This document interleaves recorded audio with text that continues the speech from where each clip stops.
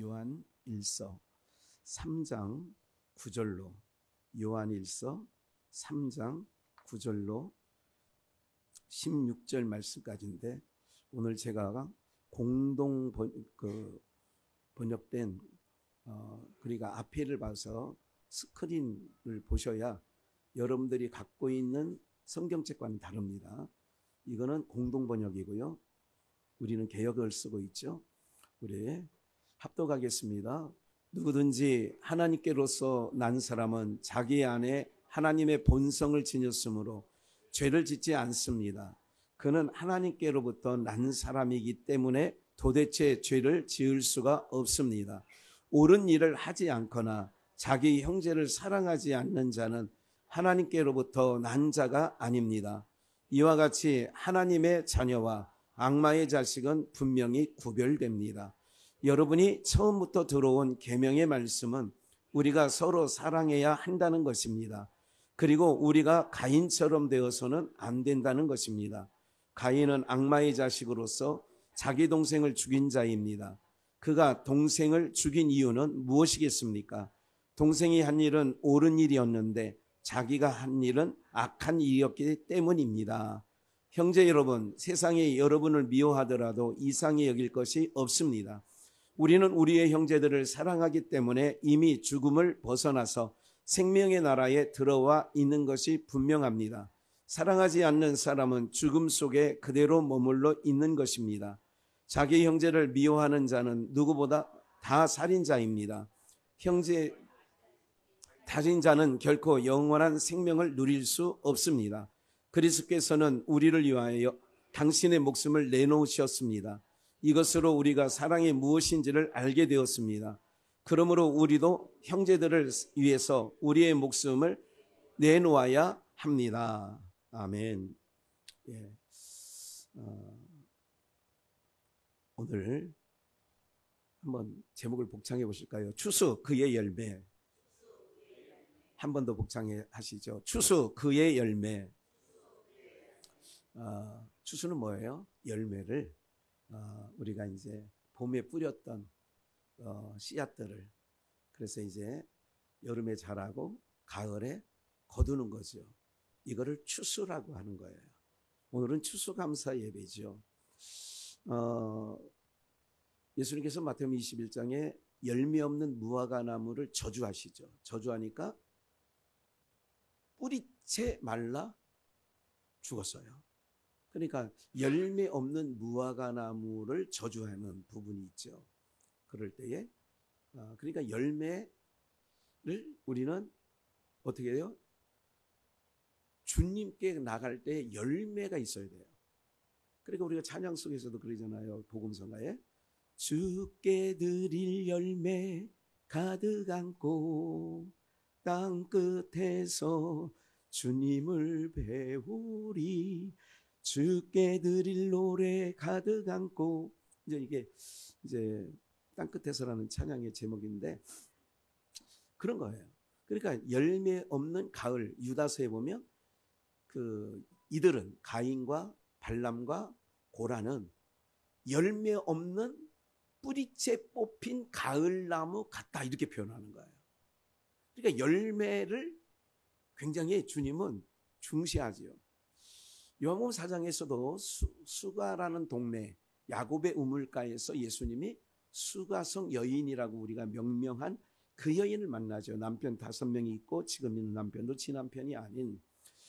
그럴 때에 이제 그 모든 그가 이제 물동이를 버려두고 갔다는 얘기까지 다 우리가 알고 있어요. 그리고 나서 이제 여인이 떠나가니까 예수님의 제자들이 먹을 거를 준비해 가지고 온 거예요. 이제 때가 조금 지났는데 주님 배고프실 땐 좀 드세요.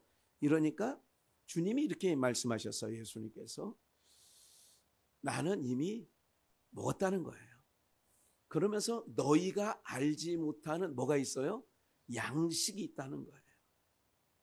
그렇기 때문에 오늘 우리 주님께서 어떤 우리 성도들을 모아서 하나님 백성 삼으셨을 때 이게 굉장히 중요한 부분들인 거죠. 여러분들이 음이 오네 어디 갔어요?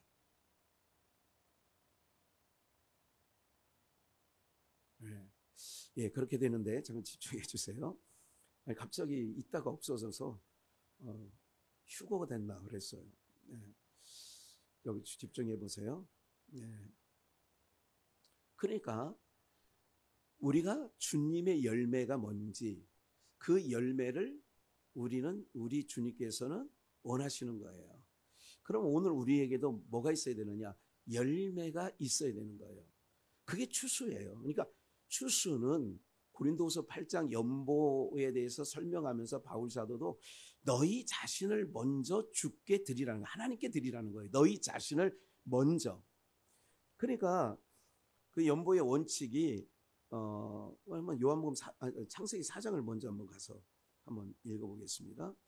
그가 또 가인의 아우 아벨을 낳았는데 아벨은 양치는 자이었고 가인은 농사하는 자이었더라. 세월이 지난 후에 가인은 땅에 뭐로요? 땅의 소산으로 제물을 삼아 여호와께 드렸어요. 땅의 소산. 우리가 이제 과거 우리 아버님 목회하실 때 60년대, 70년대, 80년대 보면 뭐 배추도 갖다 놓고 파도 갖다 놓고 무도 갖다 놓고 그리고 이제 추수한 그 가마니 떼기로 이렇게 쌀도 갖다 놓고 이랬던 풍경이 있었어요. 거기 빠질 수 없는 게 있죠. 호박, 늙은 호박. 그것도 이렇게 갖다 놓고 이렇게 해놨죠. 미국의 추수감사절에도 그 늙은 호박을 빼놓지 않더라고요. 그런 상황 속에서 이제 이렇게 하나님께 드리는 거예요. 그래가지고 여러분 참 순수해야 되는데 순수하지 못한 사람들은 그런 거예요. 그래도 나는 쌀 몇 가마니는 내야지. 그러니까 자기보다 못 사는 사람이 예를 들자면 5가마니를 냈어. 근데 이 부자 집사 장로는 몇 개냐면 1가마니 갖다 놨거든. 그러니까 5가마니 갖다 놓은 자기보다 못 사는 사람을 볼 때에 좋은 마음이 들 것 같아요? 불편한 마음이 들 것 같아요? 여러분들 마음 짚어서 얘기하신 거죠. 네. 자기도 못하면서 하는 사람 굉장히 시샘하고 그렇게 하는 거예요. 그러니까 그 5가마니 한 사람을 불렀어. 그 부자 장로가. 이리 와봐, 이리 와봐. 자네 형편도 그렇지 않은데 너무 많이 냈어. 그렇게 낼 필요 없어. 그건 뭐 때문에 그런 줄 아시죠? 자기 체면 때문에 그런 얘기를 하는 거예요. 그러니까 사람들은 그런 수준에 있다는 것을 알아야 돼요. 그러면 오늘 여기 말씀처럼 봐요. 가인은 땅의 소산.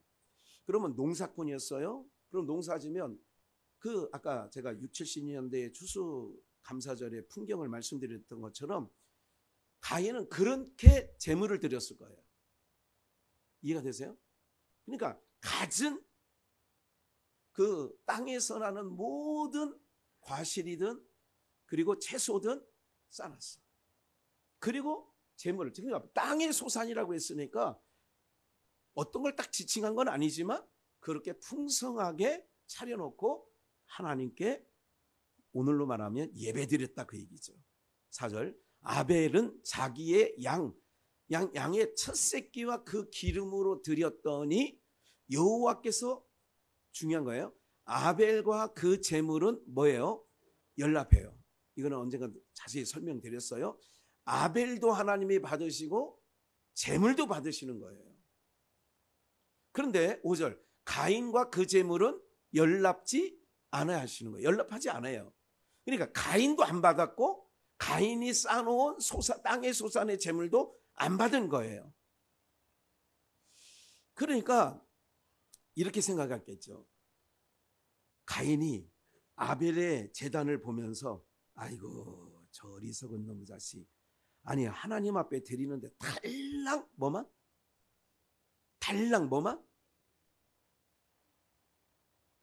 양 새끼 한 마리 드려? 아이고 저런 정말, 아니 적어도 드리려면 나처럼 이렇게 풍성하게 드려야지, 이러지 않았겠어요? 근데 하나님은 아벨이 드린 양의 첫 새끼를 아벨과 함께 받으셔. 오늘 여러분들이 기억을 하셔야 돼요. 저는 참 예배를 인도하면서 속상할 때가 참 많이 있습니다. 뭐가 속상하냐? 오늘 여러분들 굉장히 중요한 거예요. 하나님과 여러분들의 관계예요. 예배를 잘 드려주신다고 목사가 뭐 이게 아니라고요. 신앙의 관계는 하나님과 여러분들의 관계라고요. 여기 나오잖아요. 가인과 아벨, 가인과 그 제물, 아벨과 그 제물. 그럼 여러분들이 오늘 드려지는 예배가 저는 좀 아벨과 그 제물을 연락하시는 예배가 되기를 인도자로서 소망하고 있습니다. 무슨 말인지 이해가 되세요? 여러분 보세요. 하나님께서 받으실 때에 우리가 제물을 드려요. 누가 좋아하시는 걸 제물로 드려야 될까요? 우리가 좋아하는 걸 제물로 드리는 게 아니에요. 하나님이 원하시는 제물로 드리는 거예요. 이것을 그냥 놔두고 히브리서 11장 3절 4절에 뭐라고 하냐? 믿음으로 아벨은 가인보다 더 나은 제사를 하나님께 올렸다는 거예요. 육신으로 볼 때는 가인이 오곡백과를 쌓아놓고 드려요. 아벨은 달랑 양새끼 한 마리 드리는 거예요. 그런데 아벨이 드린 하나님 앞에 드린 제사는 믿음으로 드렸다는 거예요. 믿음이 그를 양새끼를 잡아 하나님께. 왜? 하나님은 뭘 좋아하신다? 돼지고기 좋아하신다? 양고기 좋아하신다? 왜 대답 안 하세요? 양을 좋아하시는 걸 아는 거예요. 뭐가? 믿음이 알려주는 거예요. 그러니까 하나님 받으시는 하나님이 좋아하시는 제물을 아벨은 택한 거예요. 그렇기 때문에 아벨과 그 제물은 연락하시고 가인과 그 제물은 연락하지 않은 거예요. 여러분 저는 아까 말씀드렸죠. 예배 인도자로서 모든 분들의 예배를 하나님이 아벨의 제사처럼 연락하기를 원하는 간절한 마음이 있습니다. 덜함도 없고 부족함이 없어야 돼요. 사랑하는 여러분들, 우리가요 신앙은 설렁설렁 대충대충 하는 게 아니에요. 내가 지금 예배를 들어와서 누구를 집중해야 되는지를 알아야 돼요. 모든 시간부터 집에서 출발하면서부터 아니 그 전날부터 사모하면서 하나님을 집중하는 거예요. 예배는 그게 예배라고. 하나님을 집중하라는 거예요. 다른 것을. 그래서 베세메스로 가는 소 얘기를 하는 거예요. 베세메스로 가는 소가 암소, 젖나는 소 이렇게 명명하는 거예요. 사무엘상 6장에는 젖나는 소가 뒤에서 송아지가 밥 달라고 젖 달라고 음매해도 어떻게 하지 않았다고요? 좌로나 우로나 치우치지 아니하고 대로를 향하여 가는 거예요. 눈을 이게 바로 뭐냐면 하나님의 백성들의 삶에 우리는 그런 삶을 살아가야 되는 거예요.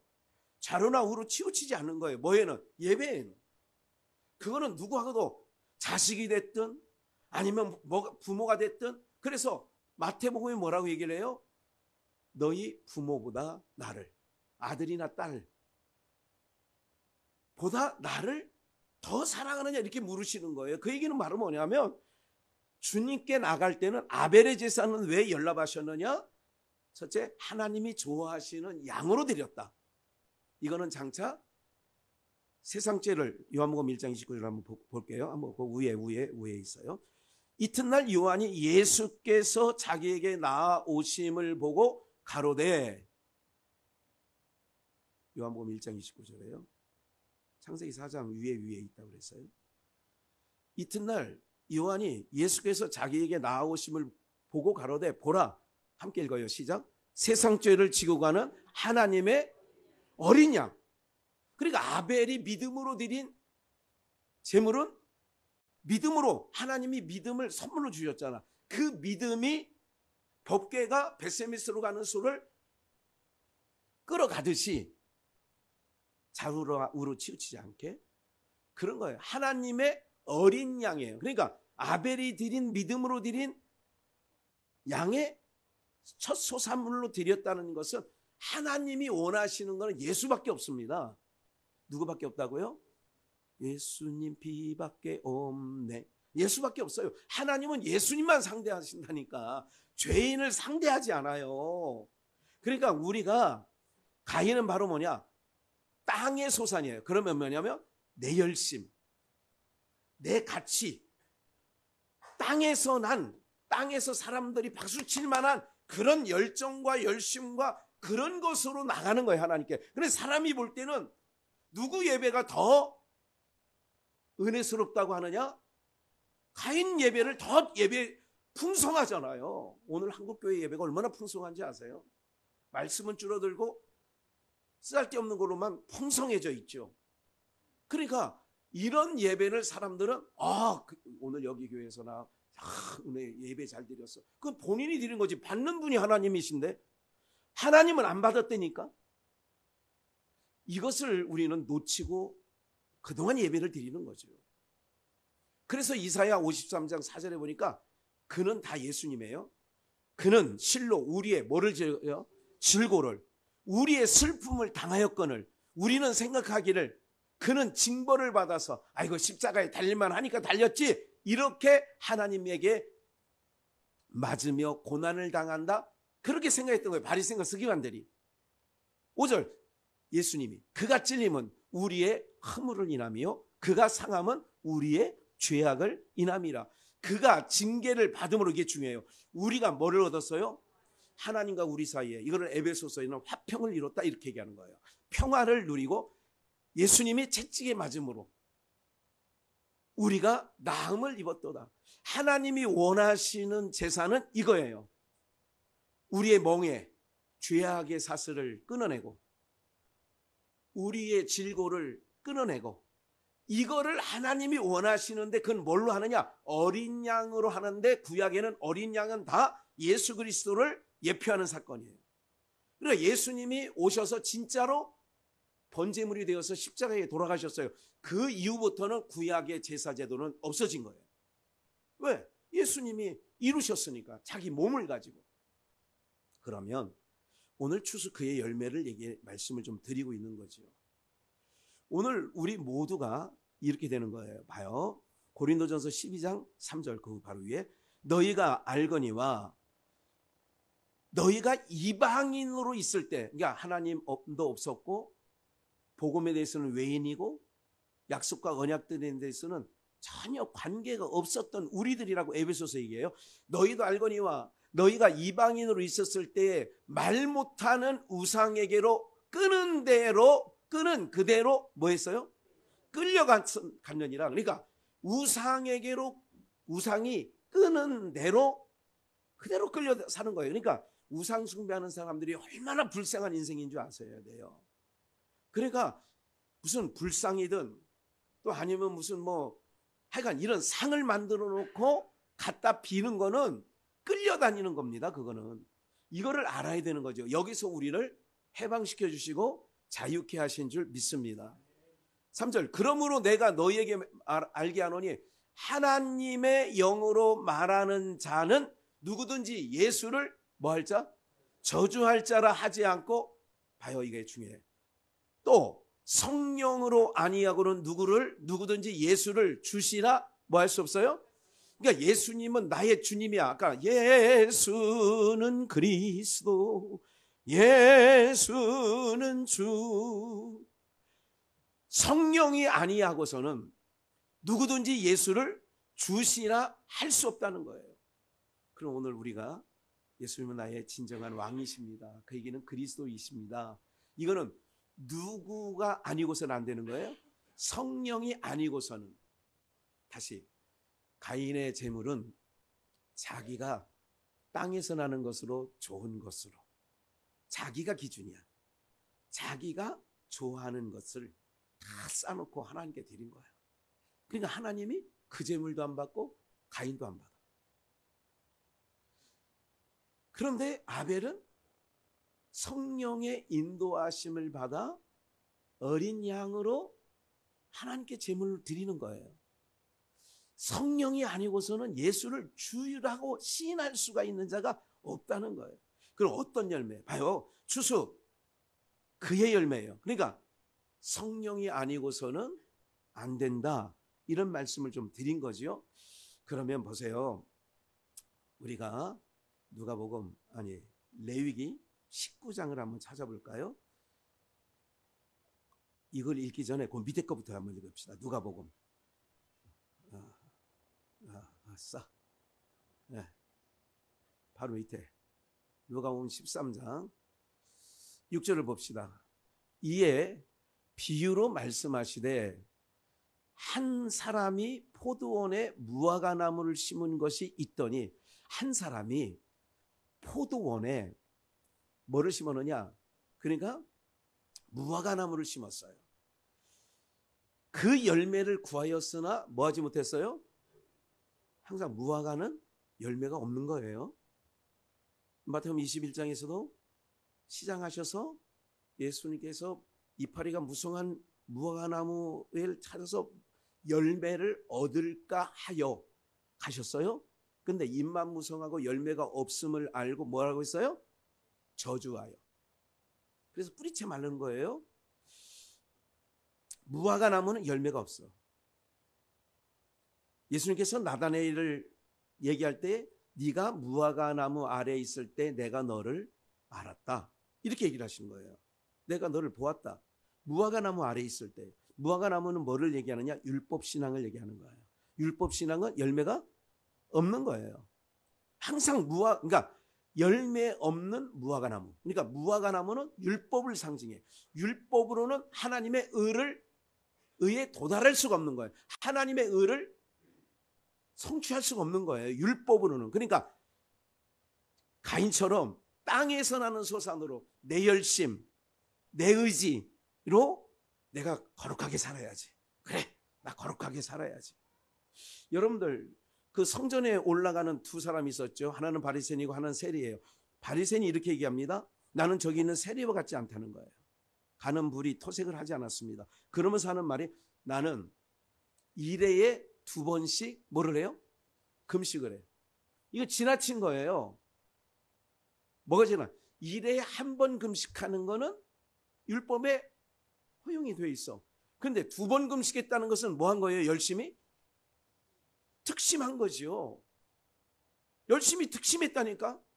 아니, 일주일에 1번만 해도 되는 금식을 그 시대에 2번을 했으니 얼마나 기특합니까? 그런데 가슴을 찌는 세리가 의롭다. 나는 저기 있는 세리와 같이 가는 불이 토색을 안 했습니다. 자기를 의롭다한 바리새인보다 가슴을 찌는 세리 죄인이 더 의롭다함을 받고 갔으니, 예수님 비유예요. 제 비유가 아니라. 그러면 무화과 나무는 항상 어떤 걸 상징한다고요? 율법 신앙을 상징하는 거예요. 일단 그거를 염두에 두셔야 돼요. 무화과 나무를 심은 것이 있더니 와서 그 열매를 구하였으나 뭐하지 못해요? 얻지 못해요. 그러니까 율법 신앙에서 어디로 들어가느냐? 예수님 품 안으로, 그것을 은혜로, 복음만으로 들어가야 열매가 있는 거예요. 오늘 추수감사절을 맞이해서 우리 안에 열매가 있어야 되는데 어떤 열매가 있어야 되냐는 거예요.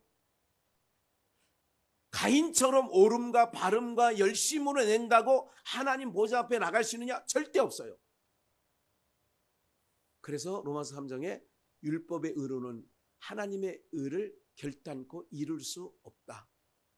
그래서 로마서 3장 10절에 의인은 없나니 하나도 없다고 얘기를 하는 거예요.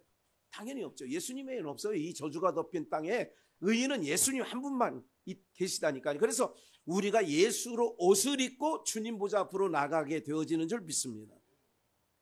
이게 굉장한 복음이에요, 여러분들. 근데 사람들은 내가 뭘 해놔야, 아유, 이거, 에? 그래야 더 열심을 내고 그러는 거예요. 그래서 헌금 시간 되면 봉투 불러서 누구 이렇게 부르잖아요. 특히 부흥회 때는 더 많이 그렇게 하잖아. 왜?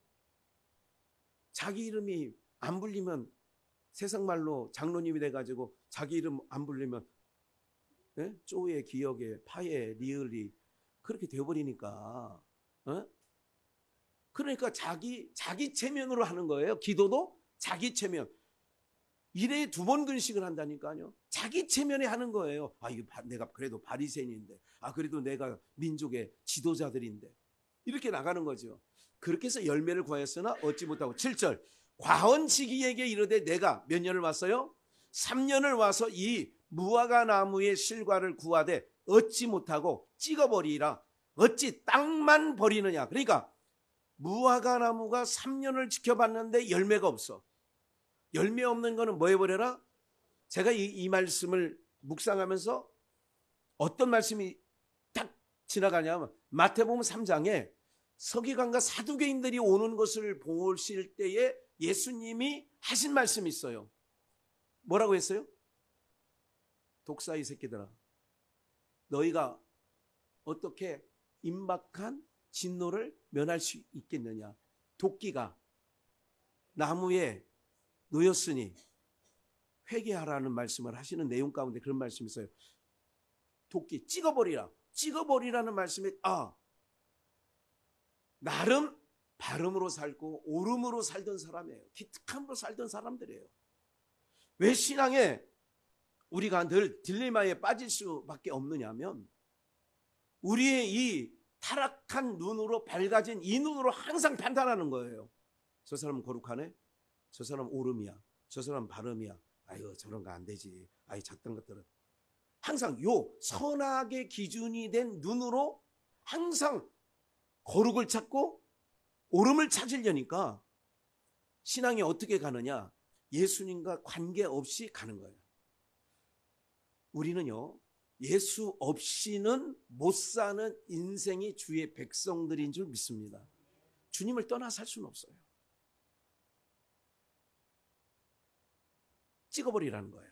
8절 대답하되 가로되 주인이여 금년에도 그대로 두소서. 내가 두릅하고 거름을 줄이니 이후에 만일 실과가 열면이오니와 그렇지 않으면 뭐 하소서? 3년이 됐는데 그럼 이제 4년 차가 돼요. 4년 차에는 금년에도 어떻게 해라? 한번 그냥 놔둬보세요. 혹시 실과가 맺으면 그냥 살려두고 그렇지 않으면 찍어버리면 그때 찍어버려. 1년만 금년만. 그리고 위에 레위기서를 답이 있어요. 19장 너희가 그 땅에 들어가 가나안 땅에 들어가서 애굽에서 나온 자들이 가나안 땅에 들어가 각종 과목을 심거든 그 열매는 아직 뭐 하지 못했어요? 그러니까 가나안 땅이 가나안 7족속이 살던 땅이었기 때문에 저주가 덮여있는 땅이기 때문에 할례를 받아야 돼. 땅도 그러니까 할례 받지 못한 것으로 여기되 곧 몇 년 동안 아까 과언지기 주인이 3년을 지켜봤어. 열매가 없어. 3년 동안 너희는 그것을 할례 받지 못한 것으로 여겨 뭐 하지 말라. 열매가 있는데도 먹지 말라는 거예요. 3년간은. 금년에도 참아주시면 금년에 몇 년째? 3년 지났잖아 아까. 몇 년? 제4년에는 그 모든 것 과실이 뭐하니? 거룩하니 여호와께 드려 찬송할 것이며 제5년에는 그 열매를 뭐 할 거예요? 먹을지니 그리하면 너희가 그 소산이 풍성하리라. 나는 너희 하나님 여호와이니라. 이걸 누가복음에 주님께서는 그렇게 우리에게 말씀하신 내용이 있는 거죠. 예. 그러니까 이 모든 것을 통하여서 우리가 이제 알아야 될 게 있어요. 오늘 추수 그의 열매로 아는 건데 로마서 13장 11장을 한번 찾아볼야 될 것 같아요. 말씀에서 말씀으로 계속 여러분들에게 설명드리는 거예요. 바로 밑에 로마서 11장 17절 또한 가지 얼마가 꺾였는데 무슨 나무? 참감람나무의 가지가 얼마가 꺾인 거예요. 참감람나무 다 기억해요. 참감람나무의 가지가 얼마 몇 가지가 꺾였어요. 그 꺾였는데 돌감람나무인 내가 이건 이방인을 얘기해요. 참감람나무는 유대인을 얘기하고 돌감람나무는 이방인을 얘기해요. 하나님이 없던 자. 돌감람나무인 내가 그들 중에 접붙임이 돼요. 그러니까 참감람나무 하나가 꺾여졌어. 여기다가 돌감람나무를 접붙여서 참감람나무의 뿌리에 뭐를 받아? 그러니까 뿌리에서부터 나오는 진액. 이게 붙여 참감람나무에게 돌감나무를 붙였는데 이 돌감나무가 이제부터는 참감람나무 뿌리에 있는 진액을 뭐예요? 받아서 영양을 섭취하는 거예요. 그 가지들을 18절 향하여, 그러니까 돌감람나무 보고 얘기하는 거예요. 그 가지들 향하여 자긍하지 말라. 내가 지금 이제 나도 참감람나무 열매를 맺었네. 자기를 뽐내고 자기를 자랑하는 것, 자긍하지 말라. 자긍할지라도 내가 뿌리를 보존하는 것이 아니요 뿌리가 너를 뭐 하는 거예요? 뿌리는 예수 그리스도입니다. 그러니까 뭐냐면 우리가 돌감람나무인 이방인에서 참감람나무인 예수님에게 접붙임을 받았어. 그 예수님에게 접붙임을 받으면 내가 이제 영양분을, 진액을 뿌리로부터 공급을 받으면 뭐를 맺어요? 열매를 맺는 거예요. 그러니까 그 열매는 나무 가지가 자기가 자랑해야 될 일이에요? 뿌리를 자랑해야 돼요? 지금 이 얘기를 바울 사도는 로마서에 지금 이 부분을, 굉장한 부분을 얘기하는 거예요. 그래서 뿌리가 너를 보존하는 거지, 뿌리가 너를 보존한 것이, 그러니까 네가 뿌리가 너를 보존한 것이니라 내가 뿌리를 보존하는 것이 아니고. 19절 그러면 내 말이 가지들이 꺾이운 것이, 참감나무 가지가 꺾였어. 지금 이스라엘이 교만 떨다가 예수님을 십자가에 죽임으로 그 죄로 인하여 열방 가운데 세계 만국에 유대인들이 흩어졌고, 그러므로 말미암아 이제 그 구원이 이방인에게 잠깐 넘어갔어요. 그 이방인에게 구원이 잠깐 넘어간 시대를 지금 시대예요.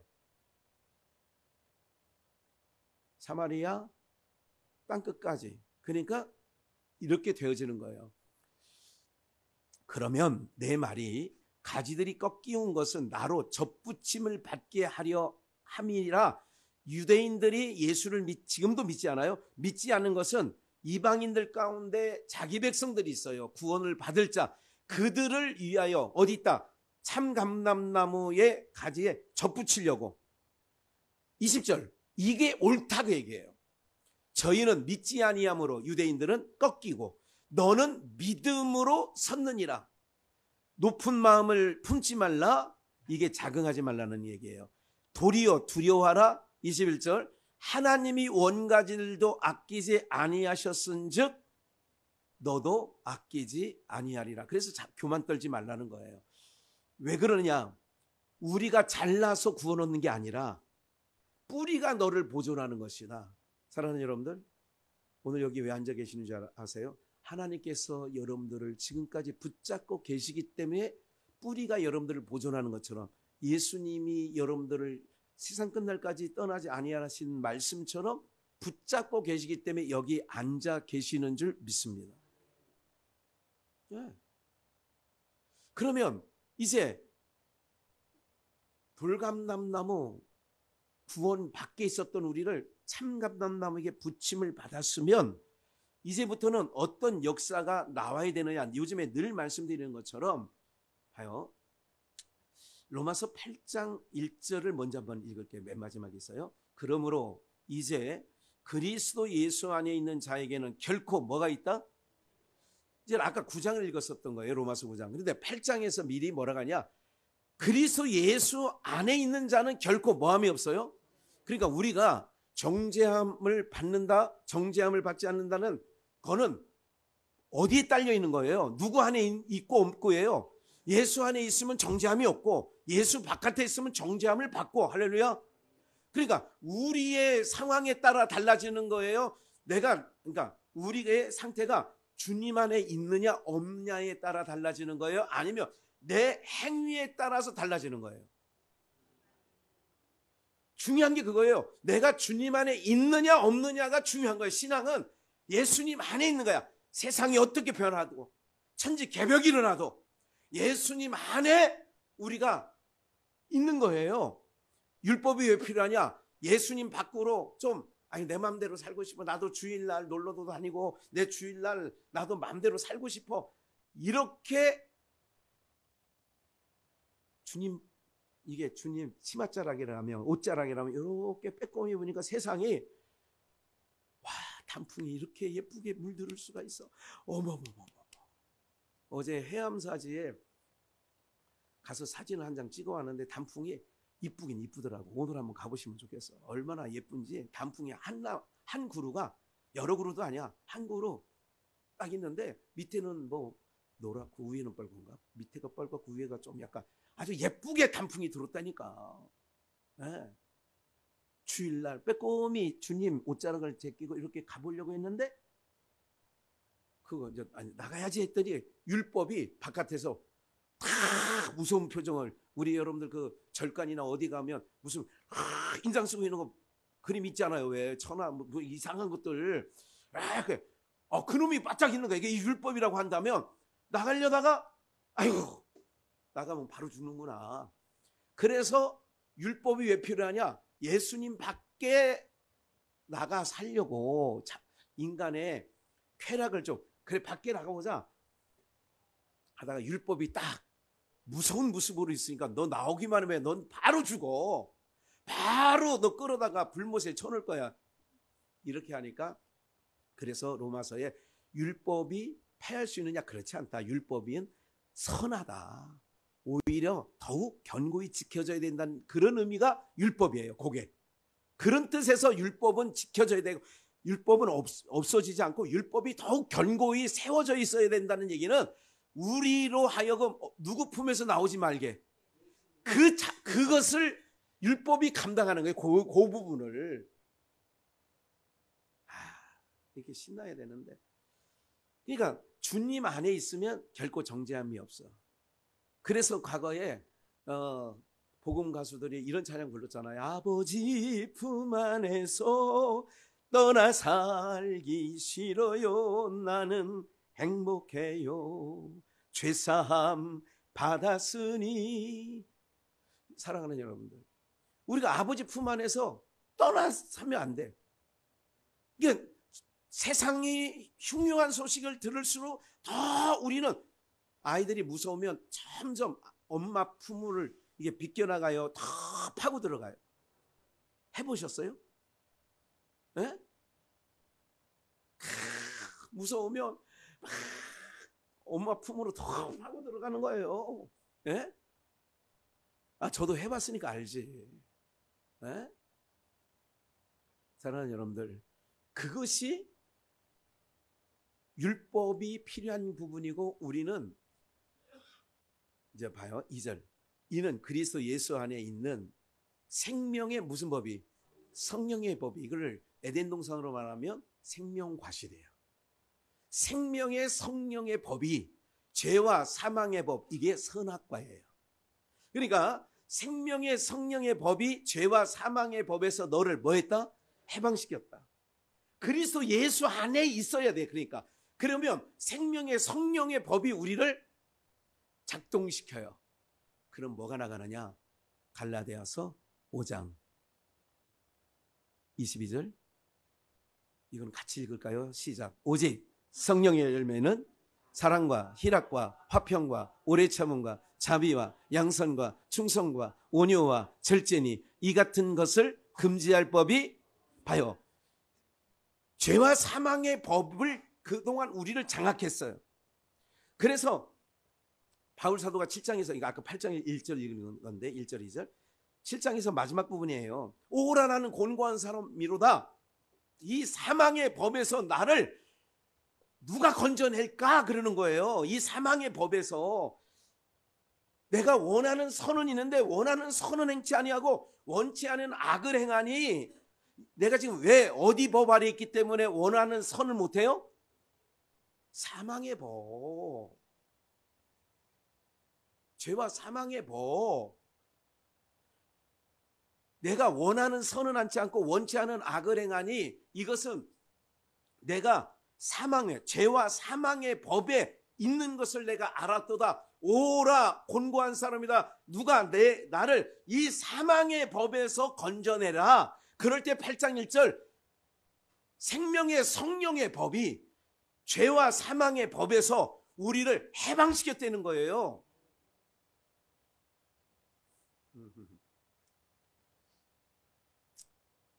어떤 말씀을 전해야 여러분들이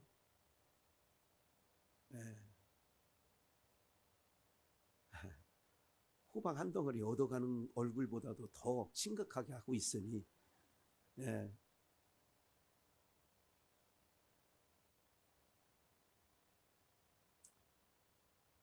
성령의 법이, 죄와 사망의 법에서는 도저히 나올 수 없는 사랑, 희락, 화평, 오래 참음, 자비, 양선, 충성, 온유, 절제, 9가지 열매라고 하죠. 이 같은 법을 성령의 법이, 생명의 성령의 법이 나를 장악하면 이런 것들이 나가는데, 이 같은 것을 뭐 할 법이 없다? 금지할 법이. 계속 그만해요. 그만. 심지어 어떤 목사님이 저보고 그러더라고. 김 목사님, 언젠가 허리띠를 갖다 줬더니 이거 사서 오는 거예요. 누가 줘서 갖고 온 거예요. 그래. 아유, 누가 줘요? 사서 왔죠. 사서 오는 것 같으면 갖고 오지 마세요. 괜히 미안해요. 그래서 내가 그놈부터 가져간다, 안 가져간다? 에? 에? 안 가져간다고요? 가져간다고요. 금지할 법이 없는데. 금지할 법이 없다고 그러잖아. 막는다고 하네? 여러분들 마음이 우러나와서 계속 하는 것은 금지할 법이 없어야 돼. 이게 생명의 성령의 법에, 이게 열매라는 거예요. 추수, 그의 열매가 뭐냐면 주님이 나를 장악하는 거예요. 여자분들이 결혼해서 임신을 하잖아요. 그 임신 몇 주가 됐다. 요거 아주 정말 이게 착상이 딱 되잖아요. 이 착상이 딱 되는 날로부터, 그때부터는 나를 10달 동안 이 내 뱃속에 있는 생명이 나를 주관한다고. 그걸 입덧이라고 한다고요. 그 씨앗이, 생명의 씨앗이 내 자궁에 딱 착상되어서 안착되는 순간, 그때부터는 내 몸을, 이 생명이 나를 주관해 가신다니까. 주관해 간다니까요. 생전 족발을 안 먹던 사람이 족발을 어떻게 먹어? 그랬는데 어느 날 신랑 보고, 나 족발 먹고 싶어. 아니, 왜 그래? 그 안에 있는 생명이 나를 주관한 거예요. 나를, 그거를 뭐냐면 차압했다는 표현을 쓰는 거예요. 나를 딱 내 삶을 차압하니까 생전 안 먹던 닭발 좀 먹고 싶네. 당신 닭발 더럽다고 안 먹잖아. 근데 닭발 먹고 싶어. 사다 줘. 그래서 엄동선언에 닭발 사러 나갔다 오고 막 그러는 거 아니에요. 네? 인생 무슨 재미로 살아요. 아무것도 해본 경이 없어. 얼굴을 보면 그냥 무미건조하게, 네? 가슴을 치는 자도 없고. 사랑하는 여러분들, 이게 그의 열매야. 누구의 열매? 성령이 다른 말로 그리스도의 영, 다른 말로 예수의 영. 예수님이 내 안을 차압하면 그동안 죄와 사망의 법, 즉 선악과 법대로, 옳고 그름대로 계속 따지며 내 옳은 방식대로 살던 내 인생이, 하나님께서, 예수님이 나를 딱 차압해버리면 임신한 여성처럼 안 하던 짓이 나오네. 삭개오가 불이 토색만 했던 인간이, 예수님이 그의 인생을 딱 차압하니까 열매가 나와. 어떤 열매? 손을 펴서 사랑과 은혜와 긍휼과 자비와 이런 게 나온 거예요. 9가지 열매가 나가는 거예요. 교회 충성하고 싶은 마음. 어제도 우리 몇몇 장로님, 안수집사님, 집사님, 권사님 와서 이렇게 막, 정말 우리 교회 깨끗합니다. 저는 우리 교회 자주 모이지도 않잖아. 그런데도 계속 앉는 의자 막 구석구석 닦아요. 나는 한 2주에 한 번 했으면 좋겠는데 안 된대. 계속. 그런다니까. 우리 남자 화장실 가보세요. 거기다가 돗자리 깔고 자도 돼. 얼마나 깨끗한지 냄새도 안 나. 그렇게 하기까지는 누구의? 지체들의 수고가 있었다는 걸 또 주일날만 달랑 나오시는 분들이요. 그분들의 수고가 이렇게 늘 있구나 하는 생각을 하셔야 된다니까. 쓸고 닦고 얼마나 하는지 몰라요. 쓸고 닦다가 스피커 줄도 막 빼먹고 막. 막 그래. 막 이렇게 하고. 얼마나 그런 줄 아세요? 성찬 준비하려고 어제는 다 빵 쓸었어. 우리 청소하러 오신 분들이 다 빵 쓸고. 오늘 또 이 포도주잔 따라야 되잖아요. 우리 박재현 권사님 오늘 일찍도 오셨더라고요. 7시 50분에. 왜 이렇게 일찍 오셨어요? 그 성찬 준비해야죠.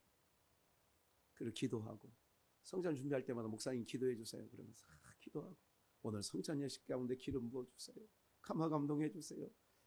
처음 사랑 잃어버렸던 심령이 있으면 회복시켜 주세요. 그런 마음으로 여러분 이게 그냥 되는 게 아니에요. 하나도 없어요. 이게 의식이 다 들어가 있단 말이에요. 수고하는 손길들이 다 있다니까 여러분들.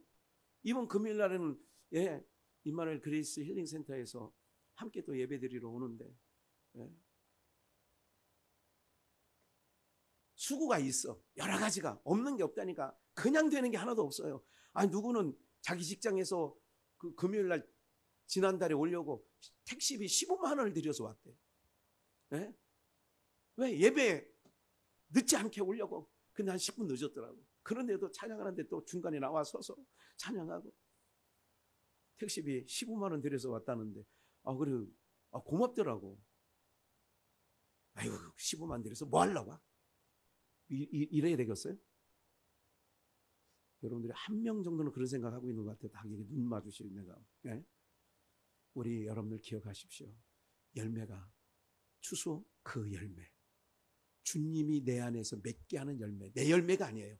주님이 나를 차압해서 내 몸에서는 도저히 나올 수 없는 사랑과 희락과 용서와 자비와 양선과 이런 게 나오는 거예요. 주님이 딱 차압하니까 누구는 토요일 날 자기 일 하고 싶지 교회 나와서 거의 몇 시간 계시다 가는 거예요.